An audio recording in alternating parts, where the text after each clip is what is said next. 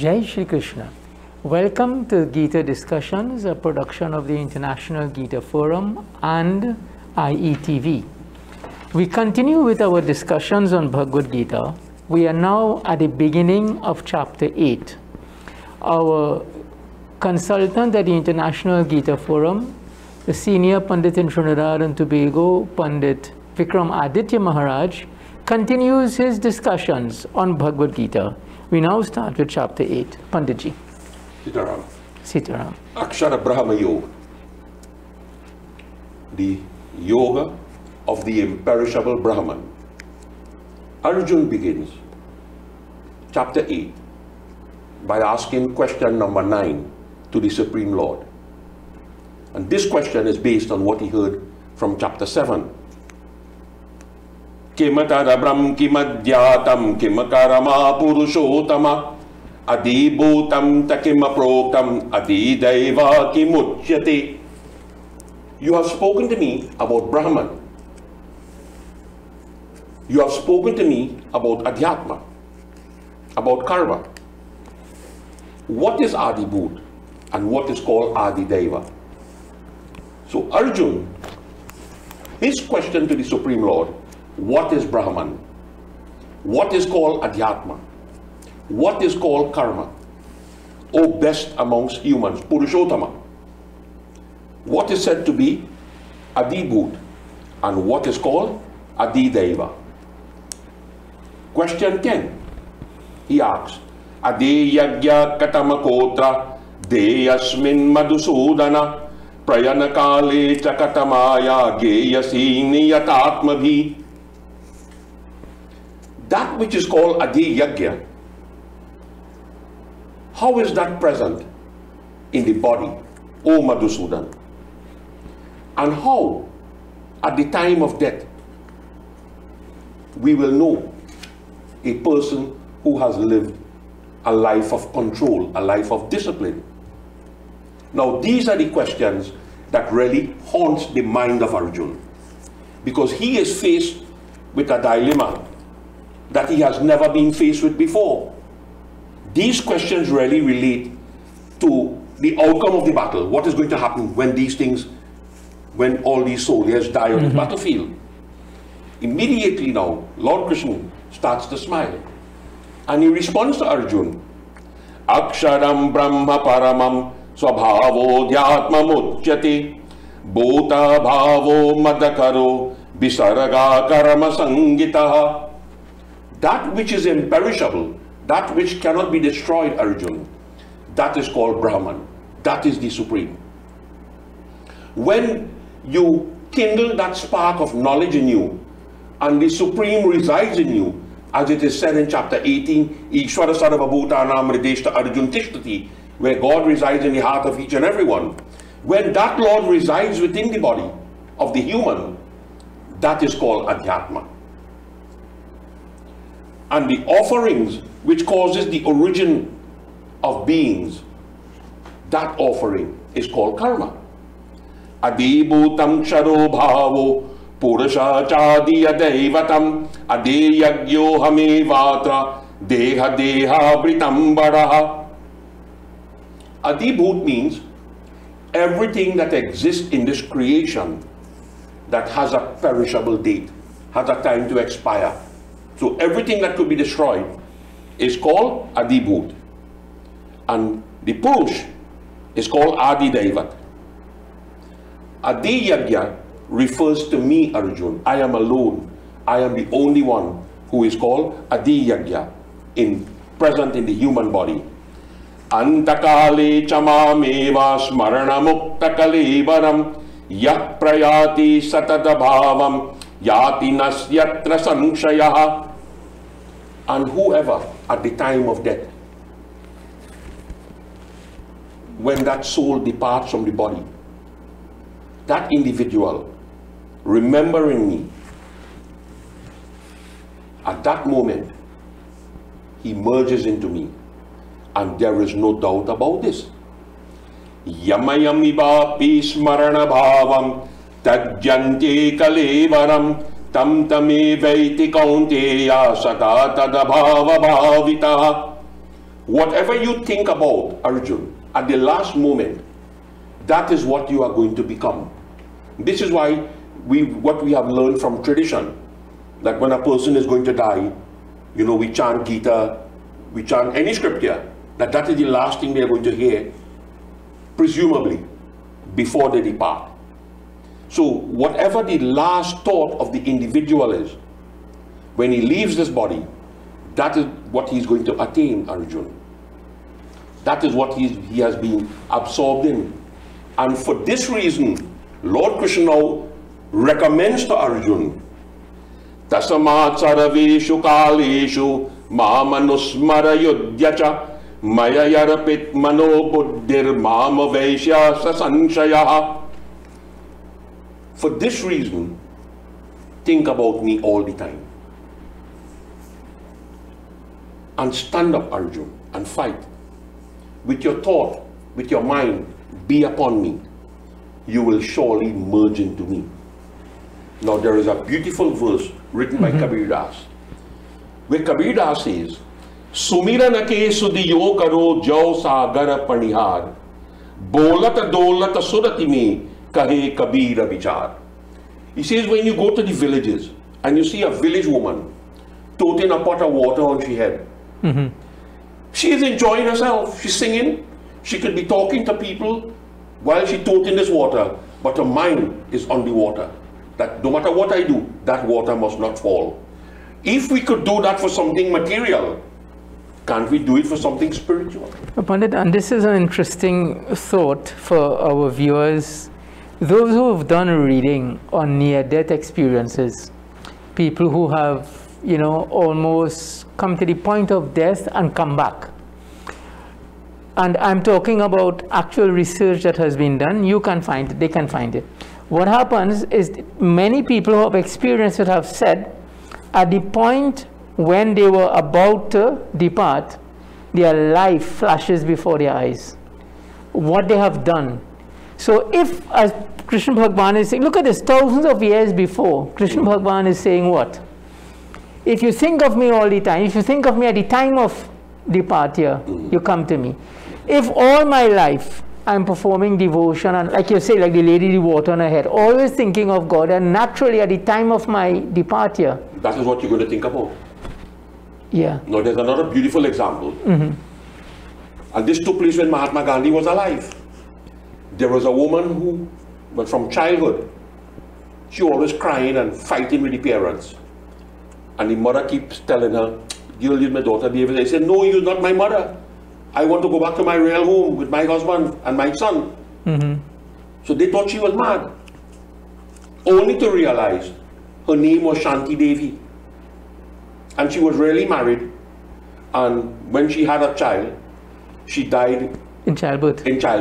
And her last thought was about that baby. And they wrote a whole book on it, Shanti, I have lived before, Shanti Devi. And they asked her, well, what brought you back in this world? What were you thinking about from the last life? She was thinking about my son. And now she come back in a different birth. So here the Gita confirms that. Thousands of years before, what you think about at the moment of death is what you are going to become. So she thought about her son. And she was born back as Shanti Devi.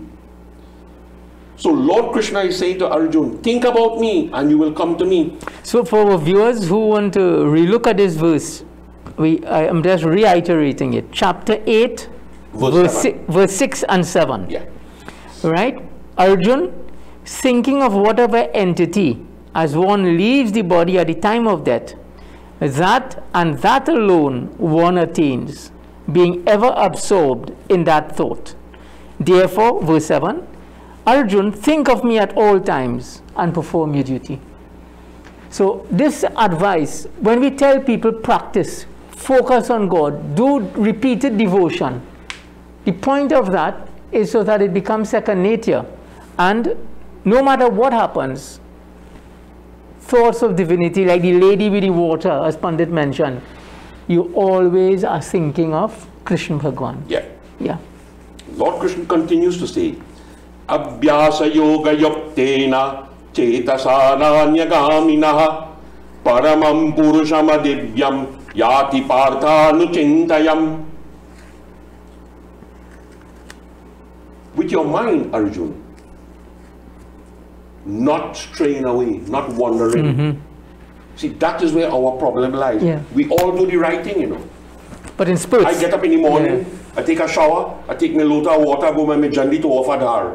And while I offer in dar, I see somebody in the road passing who I didn't want to see. You think I'm studying God? So we're all doing the right thing, but we're not doing it with the right thought. Action is not physical. Action has to be physical. Action has to be mental. Both have to work together. So he says, with your mind not wandering after anything, Arjun. Discipline. Yeah. Make your mind disciplined. Make your mind firm. Those who meditate on the Supreme Purush, that resplendent Lord, will reach the resplendent Lord. And he goes on to one of the most beautiful 2 verses in the Gita. Kavim Puranam Manushasitaran Anoraniya Samanus Maredya Saravasya Dhataram Achinta Rupam Aditya Varanam Tamasa Parastat Prayana Kali Manasa Chalena Bhaktya Yukta Yoga Balam Nachaiva Bruvur Madhye Pranam Avashesha Samya Satam Param Purusham Upaiti Devyam. What Lord Krishna is doing to Arjuna now? He's explaining to him what is the divine, or who is the divine, what it is. He said that omniscient one, the ancient one, the ruler, smaller than the smallest atom, the one who supports all beings in this world, who is more brilliant than the sun, who is beyond all darkness. He who is able to meditate upon this form, that Supreme Purush, at the time of death, with a firm mind, with devotion, with the strength of the yoga he has performed in his entire lifetime, that pran, that life force, is now pulled up to between the eyebrow, and then it leaves the body, and then it merges into the Supreme. Now these things are very interesting, and I'll tell you why. When we perform funerals, where do we light the fire? Where the fire is supposed to be lit? Mouth. In the mouth. Now my great-grandfather used to live in Cuba. In those days, didn't have cremation. Never. It wasn't legal at the time. No, didn't have cremation. So he was always a clean-shaven man. But for the last 30 years of his life, he grew a very big mustache. Very big. I think saying very big is putting it mildly. And my aunt and him used to quarrel with him. Why are you doing this? Why are you doing this? Why are you doing this? And he used to only laugh. He wrote his own funeral book. I have it home, handwritten. Okay. Vedic funeral, from the Vedas, mantras from the Vedas. And he says, when you're putting me in the ground when I die, put a camphor by my mustache and light it. So they say, why? He said, in time all you will know. Now we know. That's why they had mustache. So you burn it out and then bury him. You know, so even you in your career too, I just want to deviate a bit because it has struck me. I'm trying to remember. I don't think in my career I've done very many burials. Well, according to the scriptures. Yeah. No. The question I want to ask, I mean, for maybe our viewers who have experienced it. When the body is being put into the ground with burials, don't you light a camphor? Yes. Right. So that took the place of the entire... They used to stick the camphor on the inside of the grave and light it. They never put the camphor on the mouth and light it. The first person I ever heard talking about putting the camphor on the mouth and light it was my great-grandfather from Cuba. But they would always put a fire? They will always have a fire there. Yeah. Now, now that we become, I wouldn't say older, now that we have become more wise, now we have... And now that Hindus can legally burn their dead. Right. But what I'm saying, now that we have become more exposed to scriptures, the scriptures itself has declared who should bury when they die. Who we should bury. In Sanatana Dharma, it says you bury a sannyas. or sadhu. Man who lives the whole life as a sadhu, you bury him when he dies, because there's no rituals to do for him after that. If he has done his own rituals before, Well, a person who dies in an accident, a person who is murdered, a person who commits suicide, a person who dies under the age of 5. The scriptures give the reason why these should be buried. They give the reasons why. Should, I wouldn't say should, I would say could be buried, because I mean, no, there should is, be. well, that's a matter of opinion, because running the program, I have to be very clear with that. Well, you know? no, once you do cremation, there are rites and rituals that has to follow. Right. When you die an untimely death, there are no rituals and rites to be performed. These are according to the scriptures.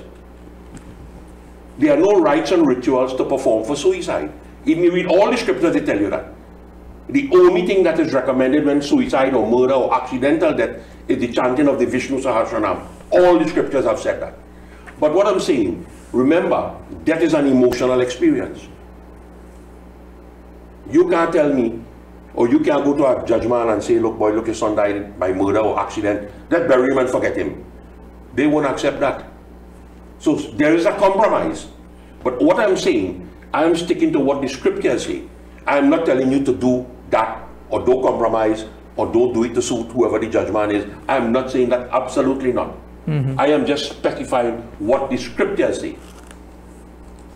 Now, Yadcharam Veda Vido Vadanti Bishanti Yadyatayo Vitaraga Dachanto Brahmacharyam Charanti Tatate Padam Sangrahin Pravakshe. That which the Vedas call the imperishable. You see what Lord Krishna is doing? He is living in a particular era, but he refers to the ancient scriptures.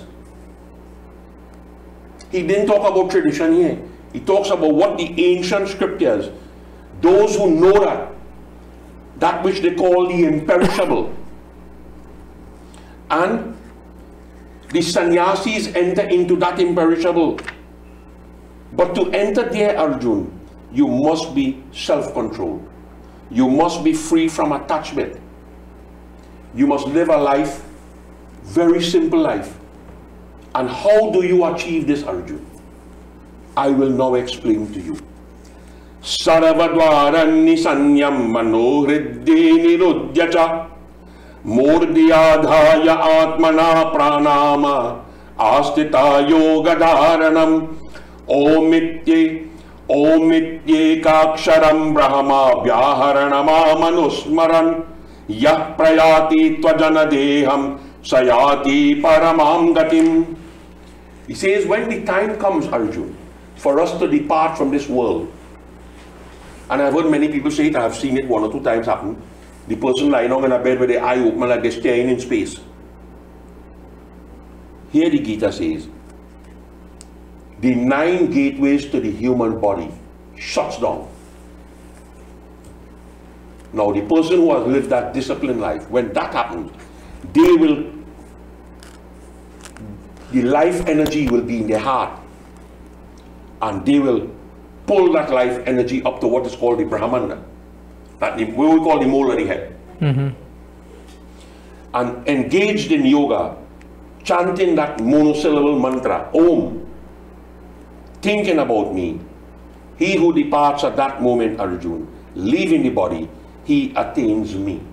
Now this is why we have been accustomed to a tradition. When a person, we assume inverted comma, is going to die, we offer them Ganga Jal, we offer them Gita, Tulsi Jal, we read Gita. Some people put a Gita below the pillow, some people put a Gita in the hand for them to hold. Because the Gita itself says that if you die holding the Gita, what is going to happen to you?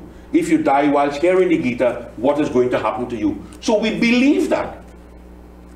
And we perform certain rituals, certain rites. So Lord Krishna is saying, the one who has lived the life of discipline, nobody has to do this for him. He will do it for himself. Prepare to leave. Ananyacheta satatam yoma smarita nishtaya tasyaham sulabha partha nityayuktasya yoginaha. It is very easy, Arjun, to attain me. Very easy. And how easy it is? think about me every day. What is the mantra to say when you're doing that? Nothing. Just think about the Lord. Think about the Lord. That is all. What mantra Shibari was chanting? None. I don't think no Ramayana ever mentioned Shibari was chanting mantra. Shibari was just cleaning the road, sweeping the road, picking fresh fruits and flowers every day for decades before it really happened. But it did happen. So thinking about me, remembering me daily, Arjun, that is what is going to draw you closer to me. Mamupaitya punarajanma dukalayam shashvatam napnu vanti mahatmana sanasiddhi paramam gataha. And when you come to me, Arjun, you do not subject yourself to the cycle of birth and death again. You do not subject yourself to that. You do not come back into this world of pain and suffering. Why? Because you have reached the highest perfection. I want to go back to 14, verse 14. I am easily attainable. Don't believe, don't let anybody convince you that it's impossible to reach God. Don't let nobody do that. When you go through the different scriptures, there's a beautiful verse in the Bhagavad Puran that says, Mama evam eva sharanam atmanam saravadehinam. Surrender to me alone, the Bhagavad Puran says, because I am the Supreme Lord of all beings.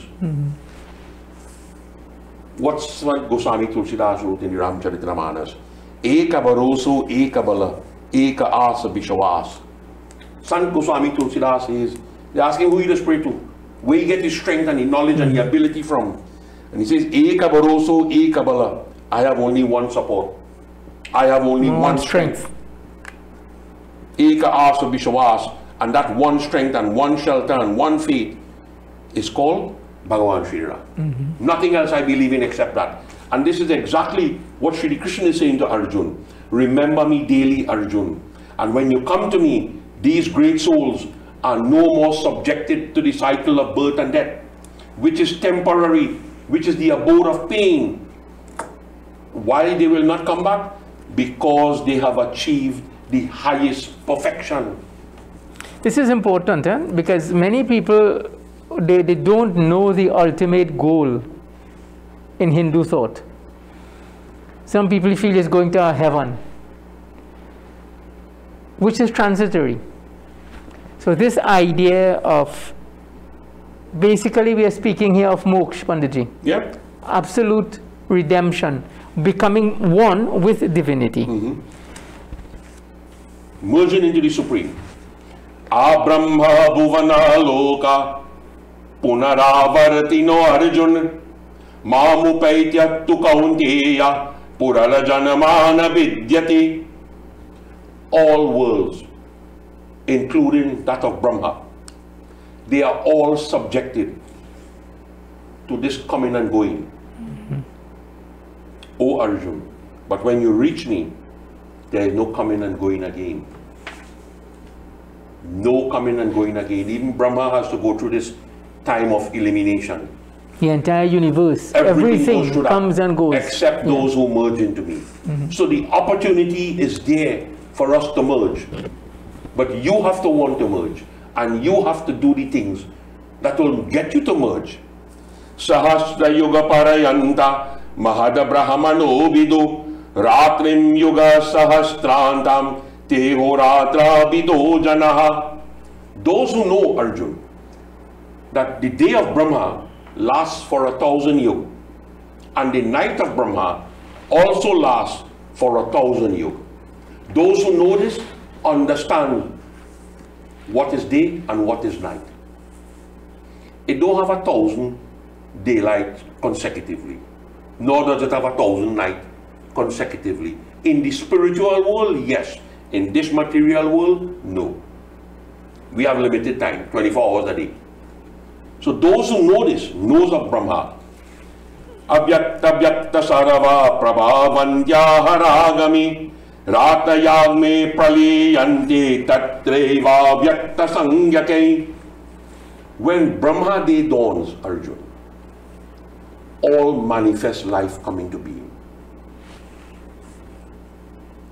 From the unmanifested, they come into being. And when Brahma night steps in, they all merge back into the unmanifest. We call it birth and death to make it simple. When Brahma Day dawn, life is created. Life is done, they all emerge back out. All life go back out. Into the thing. Yeah. This is, we are verse 18. At this point, we will take our break and return after this message.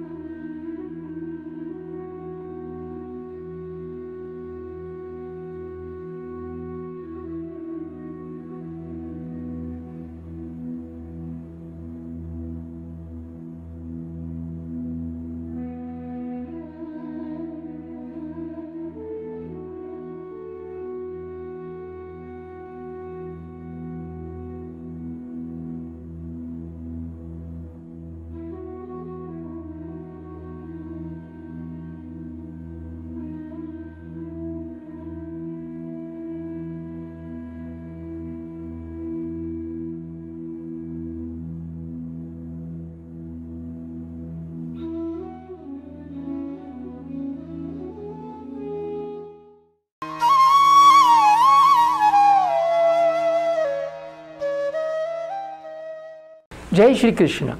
Welcome to the second half of program number 13, where we are discussing chapter 8 of Bhagavad Gita. We are now rejoined by our senior Pandit Vickramaditya Maharaj as we continue from verse 18. Panditji. So we recap verse 18, where Lord Krishna says to Arjuna that when Brahma Day dawns, all life from the unmanifest becomes manifest. And when Brahma Day sets, all life from the manifest goes back into the unmanifest. Bhuta grama sa evayam bhutva bhutva praliyate ratayagme vasha partha prabhavatya haragami. And this constant flow, Arjuna, of coming and going again and again, this is a constant flow. This is not going to end. It's not going to expire. Where some people believe that this world is going to just blow up one day and everything going to die out. That has never happened in the history of Sanatana Dharma yet. It's cyclical. Yes. Always cyclical. Moves in from one cycle into the other cycle. When Bhagavan Shri Krishna left the earth, from that moment Kali Yuga started. The world didn't die out and then Kali Yuga started. It's a flow.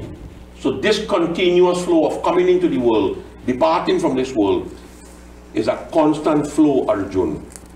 Parastasmatu bhavanyo vyakta vyakta sanatanaha yasa sarveshu bhuteshu nashyatsu na vinashyati. Now, Lord Krishna goes into the fine print of realization that beyond this unmanifest Arjuna, there is another unmanifested eternal existence that does not perish when the unmanifest perishes. Something has to remain back, Arjuna. There's no total wiping out. Something beyond that exists.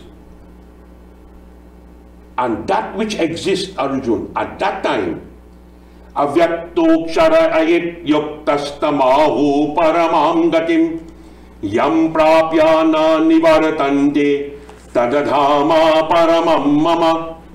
And that unmanifest which remains back, that is what is called the imperishable Arjuna. That is called param gatim. That is the ultimate goal. And those who attain that ultimate goal will meet me one-on-one. That is where I am. I remain. Those life forms who are able to break through all these obstacles that are put into their way, they merge into this ultimate goal, and they are forever with me. When we discuss in the Bhagavad Puran, and we talk about the gopis and the gopiya, those were all divine beings who came down to witness this great Ras Leela,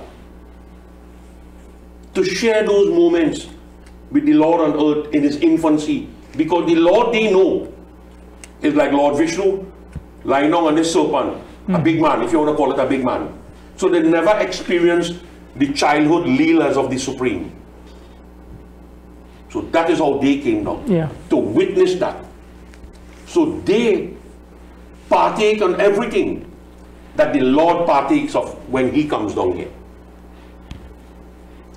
Purushaha sa paraha parta bhaktya labhyasya nanyaya yasyantaha stani bhutani yena sarvamidam tatam.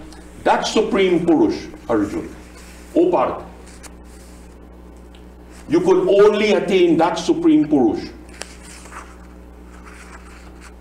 through bhakti, unswerving devotion, as Shibari did it, with whom all beings dwell, and by whom all is pervaded. He is the Supreme Master, Arjuna. In Bhakti Shatak says, Karma Yoga Arugyana Sabha Sadhana Yadapi Bakhan Pei Binu Bhakti Sabe Janu Mritaka Deha Binu Pran. That's a beautiful verse. That you could practice karma, you could practice Gyan, the Ashtanga Yoga. All these are paths to God realization. But without unswerving bhakti, they all become like dead bodies when the life leave. Bhakti is the key. You must have love for it. Bhakti really means not a literal translation, devotion. Bhakti means an emotional devotion. Loving devotion. The love for God. That is bhakti. Yatra kale tvana vritti ma vrittim chaiva yoginaha prayatayanti tamakalam vakshyami bharatarshabaha.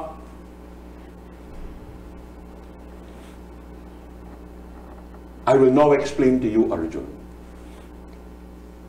the time when the yogis depart, never to return, and the time when they depart and they return. Now, this is not for ordinary people. He made it very clear. Yogi, this is for the yogis. There is a time for them.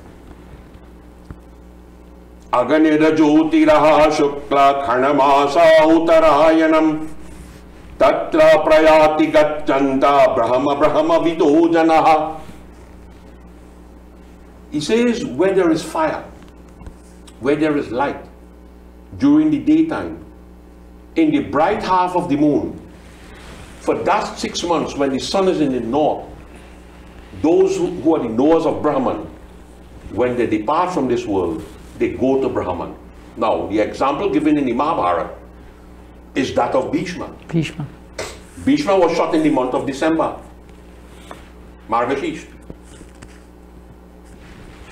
And there is something that a lot of people miss. When you look at the Patra, you will see in the month of December, there's a thing called mean arc. On the side of the Patra, you'll see mean arc. From mean arc, it lasts for a month. And it finishes roughly around between the 13th and 14th of January. That month is also Karwas, mean arc. That is when Bhishma was shot.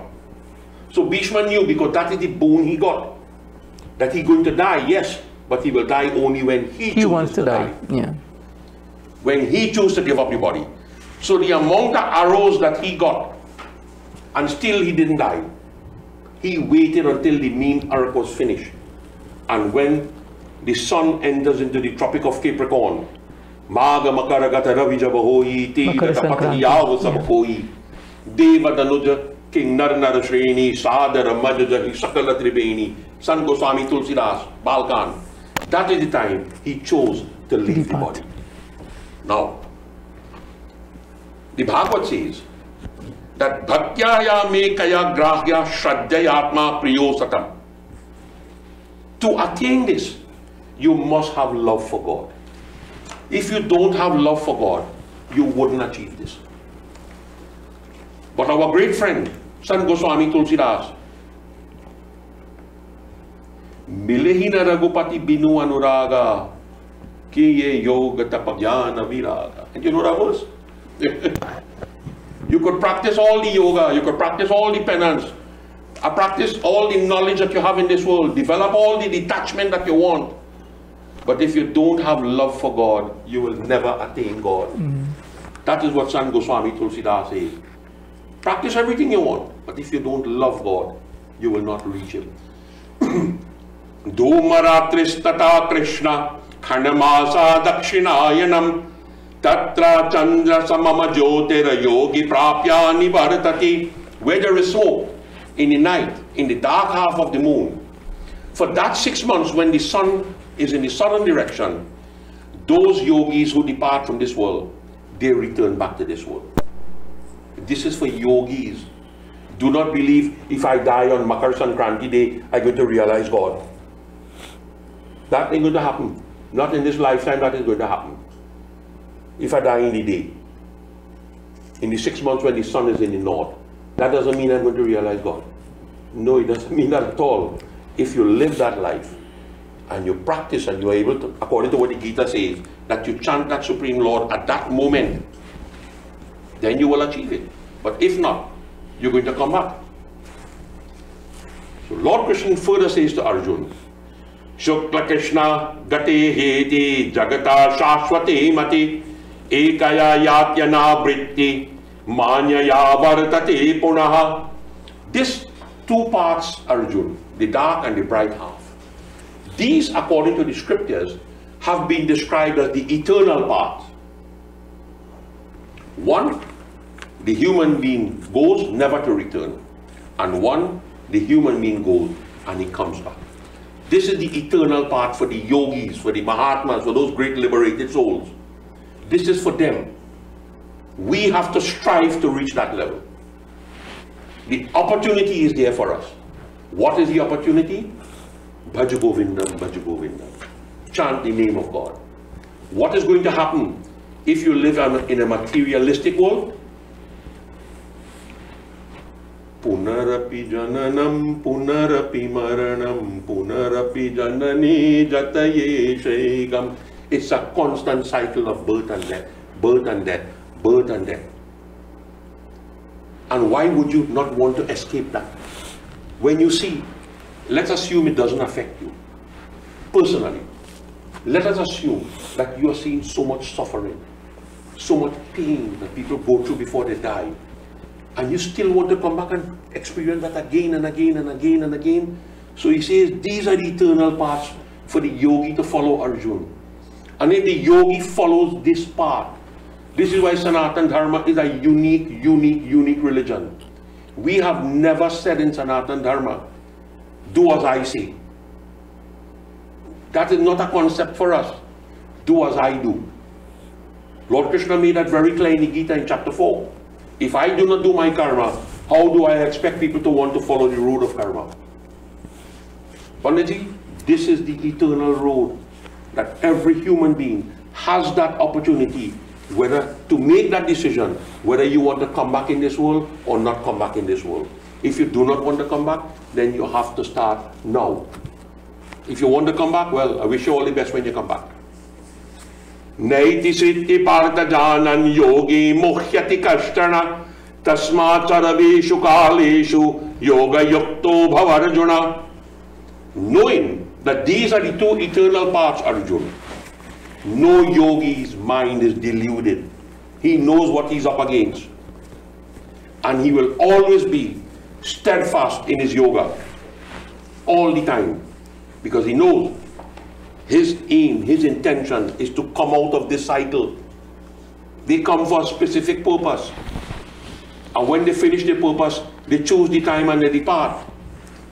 Vedeshu yagyeshu tapasu chaiva daneshu yat punyapalam pradeshtam atayeti tat saravamidam videtva yogi paramastamamupeti chadyam. And what is the first step, Arjun? Transcend the fruit of the karma that you have performed. Perform the karma. Don't be attached to it, Arjun. Transcend the study of scriptures. Study the scriptures. But don't believe that you alone know it. Don't believe you are the best. Transcend the yagyas that you perform. Transcend the charity that you have given.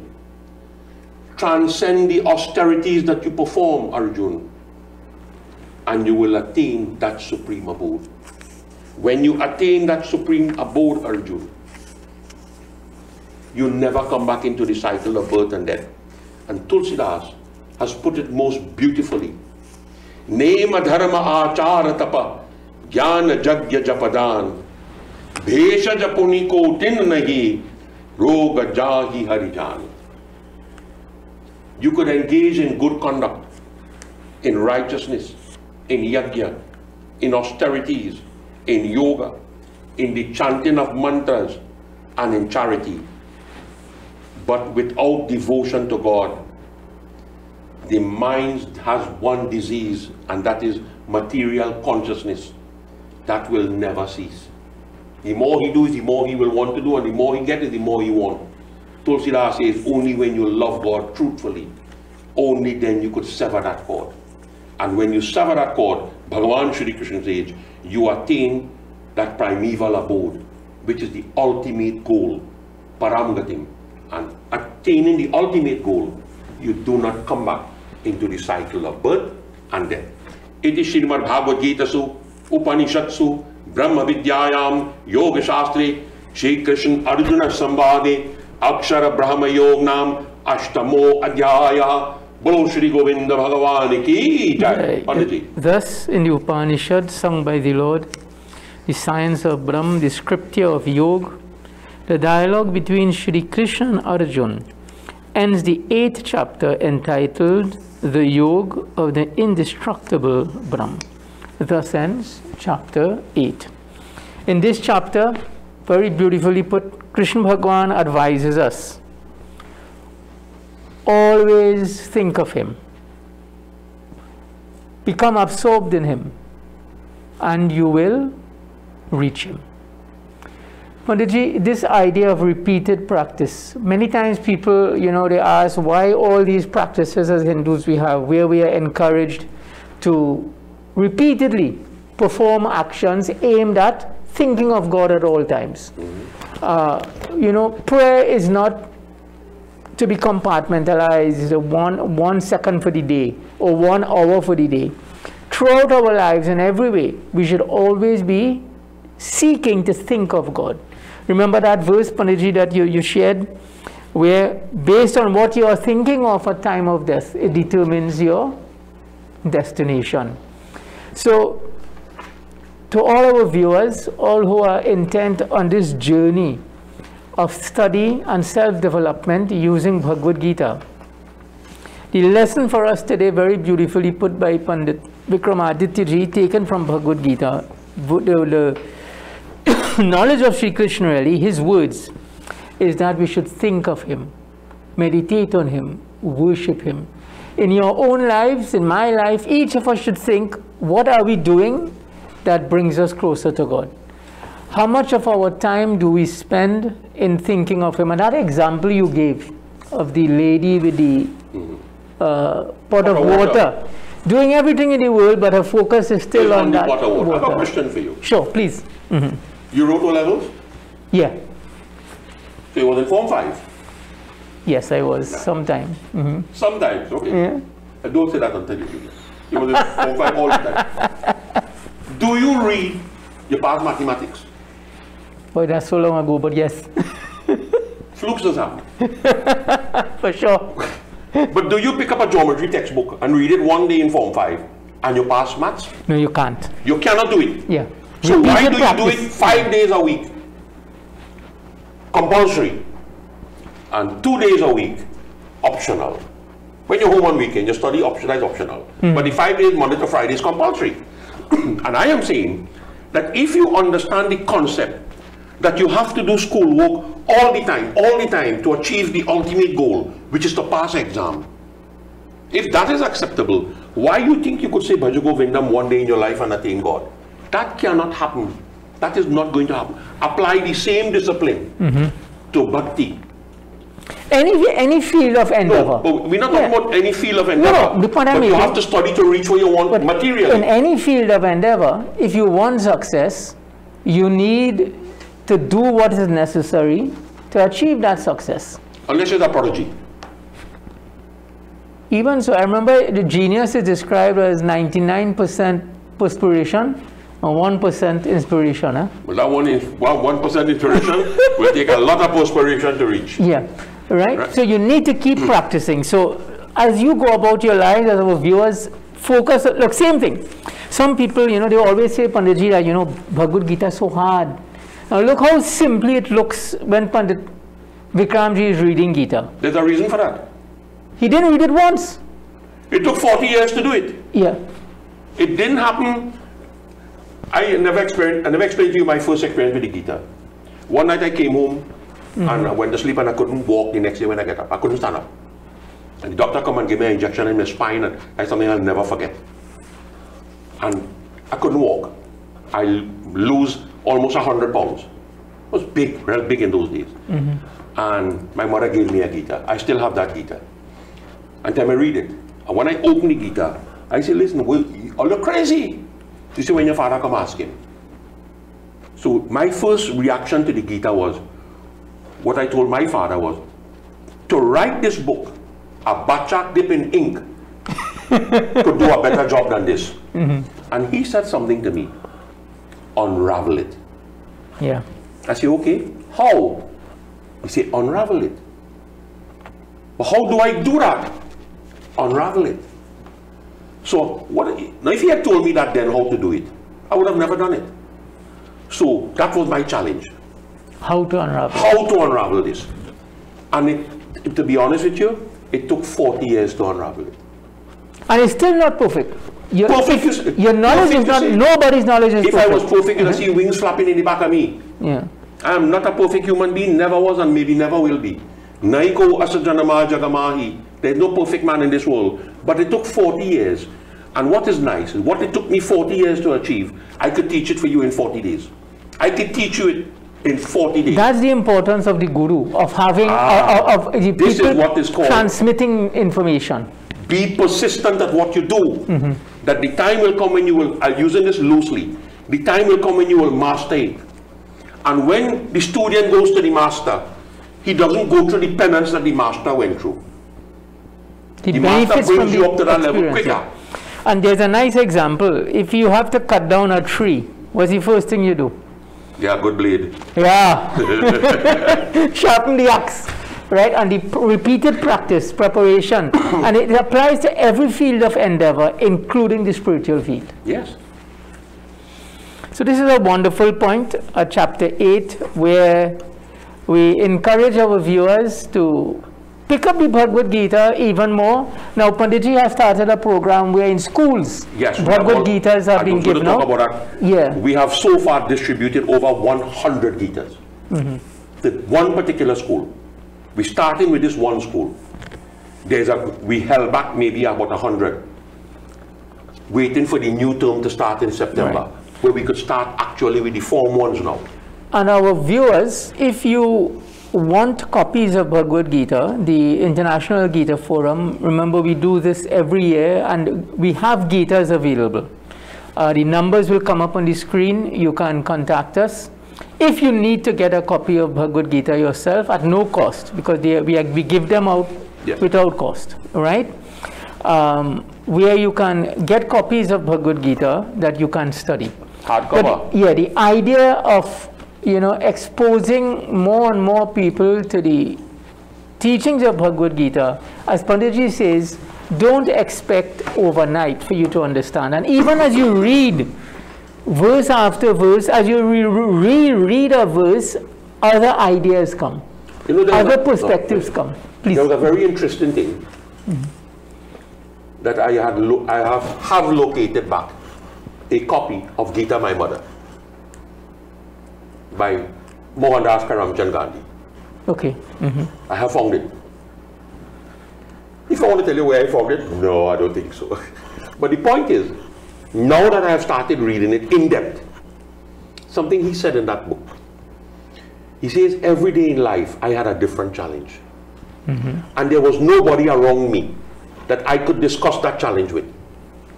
Now, academically, the people in India, in his era, they were not academic scholars at that time. There were very few, right?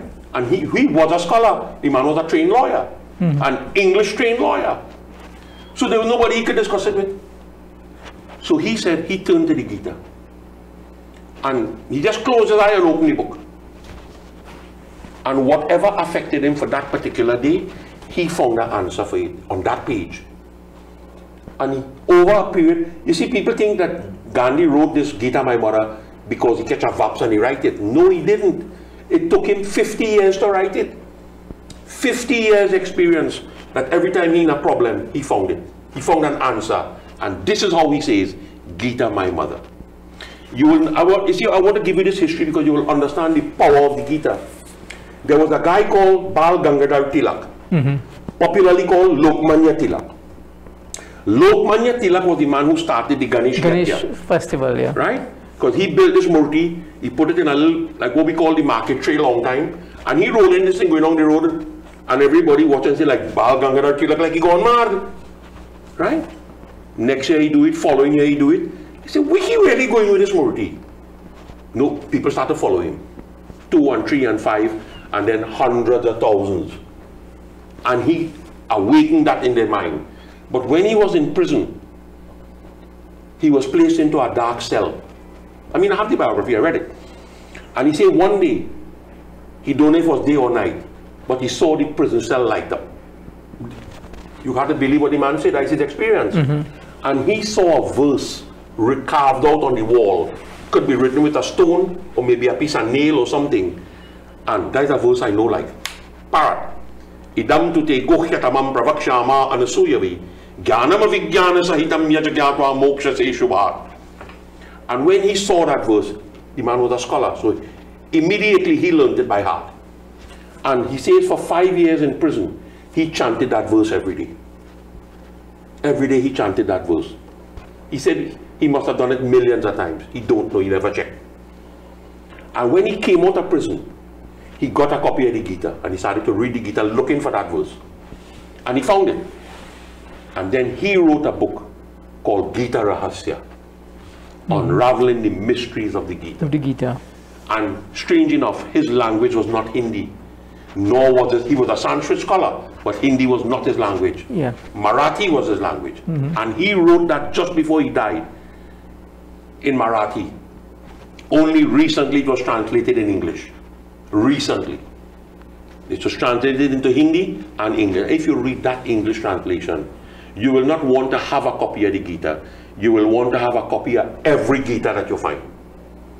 So great is the Gita. That's the beauty of constant study and deep study. But that's another thing. Depending on who's the Sanskrit verses of all Gita would be the same. Is the same. Yeah, right? But people, based on who is translating and who is placing the experiences on record, you would find differences. I would go so far to say that the translation is the same. What is different is the commentaries. Yeah. Commentaries are different. Like, I'm a fanatic of Swami Shivananda. I'm a fanatic of Swami Chidbhavananda. But it doesn't mean that I didn't read Prabhupada. It doesn't read that I didn't read Shanti Devi, Shakuntala Devi Gita. That is one of the most beautiful Gitas I've read because every page only had one verse. One verse. And it was done in Japan. It wasn't printed in Japan. So there are many different authors. I like to read people's interpretation. Yeah. So you could take all the different interpretation. I like Swami Chidbhavananda because he has made the Gita the simplest I have read so far. The best commentary I've read on the Gita strange enough, is Gita Press. So board of scholars, yeah. Gita Press commentary is the most fantastic. The best character explanation on the Gita I have read. You wouldn't believe who it is. Sai Baba. He explained the characters of the Gita. Most beautiful. So what I'm saying, read all. Read as much as you could. The more you read, the more simple the one that you love is going to appear to you. But read everybody's text. I have read, with all due respect to everybody, I have read the Torah. I have a copy of the Torah. I have a copy of the Bible. I've read all cover to cover. I've read the Quran cover to cover. I have read what is called the Shahi Muslim. Most of my Islamic friends, I mean Islamic friends, in not Muslim by name, but Muslims who are really devout. Some of them never even heard of Shahi Muslim. And the one who heard about it tell me, say, Pandit, you have real money in the bank. I say, why you say that? He say, because that book sells for $2,500. I say, you serious? See, I got it as a gift. I read Pilgrimage to Mecca. I read everybody's religion. But I read it not because I want to know about them. I read it because I want to make my own better for me.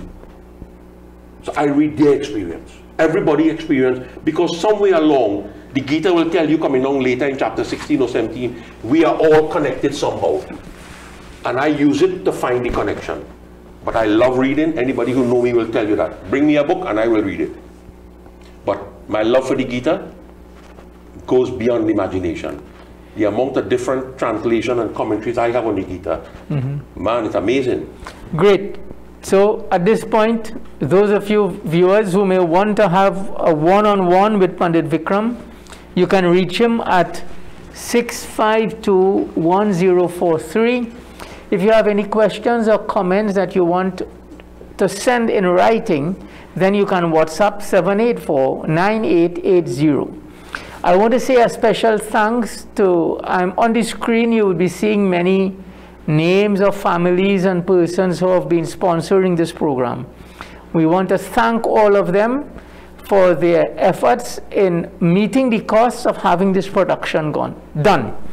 And also, if any viewer wishes to, in fact, assist with the production of this program, then you can contact Pandit Vikram or myself either by phone or by WhatsApp. But to all our sponsors thus far, we want to say many thanks for the effort you have made in promoting the knowledge of Gita. We have completed chapter 8, and at this point, as we end this program, Panditji will just share with our viewers a wonderful Shri Krishna song. Until next week, Jai Shri Krishna. Jai Shri Krishna.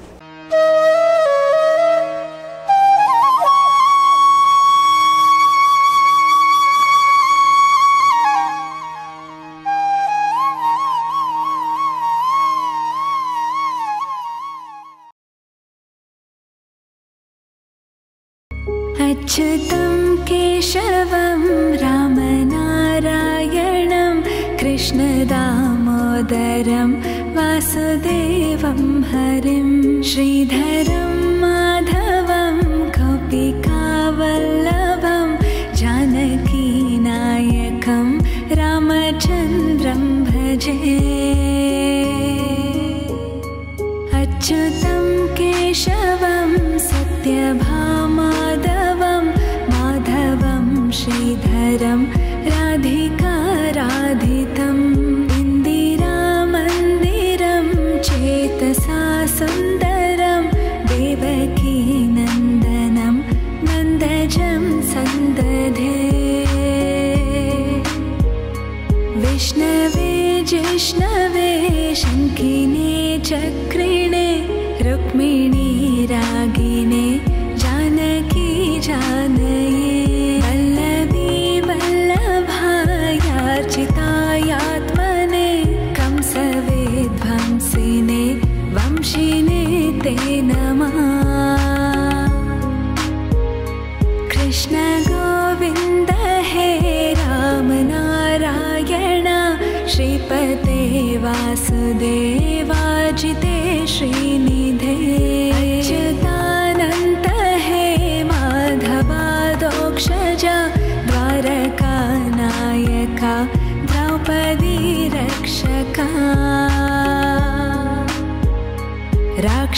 साक्षोभिता सीतया शोभितो दण्डकारण्यभू पुण्यता कारणा लक्ष्मणेनान्वितो वानरो सेवितो गस्तसम्पूजितो राघव पातु माम्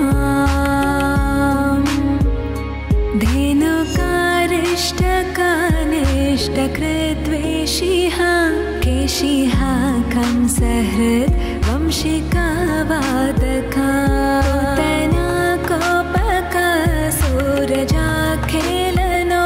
बालगोपालका पातु मां सर्वदा विद्युदुद्योतवत् प्रस्फुरद्वाससं प्रावृतं बोधवत् प्रोलसाद्विग्रहं वन्यया मालया शोभितोरस्थलं लोहिताङ्ग्रिद्वयं वारिजाक्षं भजे